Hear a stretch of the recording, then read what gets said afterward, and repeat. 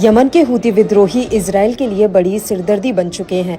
हूतियों ने इजराइल के कोने कोने में भीषण तबाही मचा रखी है। लड़ाकू की खतरनाक मिसाइलें इजराइल के लिए जी का जंजाल बन गई हैं। हूती विद्रोही सिर्फ इजराइल पर हथियारों से ही नहीं बल्कि जुबानी जंग में भी हावी नजर आ रहे हैं।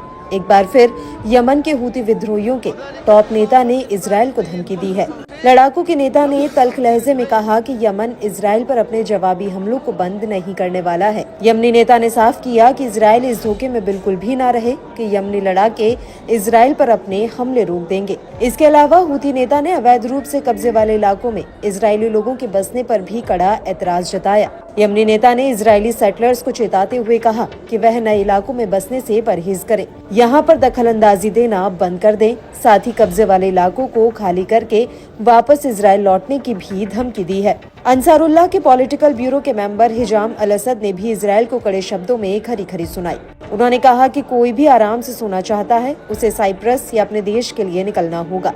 अधिकारी ने जोर देते हुए कहा कि यमन के हूती लड़ाके तब तक अपने फिलिस्तीन समर्थक हमलों को जारी रखेंगे जब तक कि इजराइल गाजा के खिलाफ अपना नरसंहार युद्ध जारी रखता है। यमन के हूती विद्रोही किसी भी सूरत में गाजा को अकेला नहीं छोड़ेंगे। हिजाम अल असद ने जोर देते हुए कहा कि हूती विद्रोही अब ज्यादा ताकतवर होकर इजराइल पर हमला करने की ताकत रखते हैं।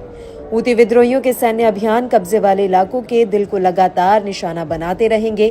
हूती विद्रोहियों ने इजराइल को झटके देने के लिए लंबे समय तक की तैयारी पूरी कर ली है। हूती नेता ने कहा कि इजराइल आग से खेल रहा है। बता दें कि पिछले 1.5 महीने से हूती विद्रोहियों ने इजराइल पर अपने हमले तेज कर दिए हैं, जिससे इजराइल में होने वाली तबाही कई गुना बढ़ गई है। साथ ही हूती लड़ाके बैलिस्टिक मिसाइलों से लेकर हाइपरसोनिक मिसाइलों तक इजरायली एयर स्पेस में दाग रहे हैं।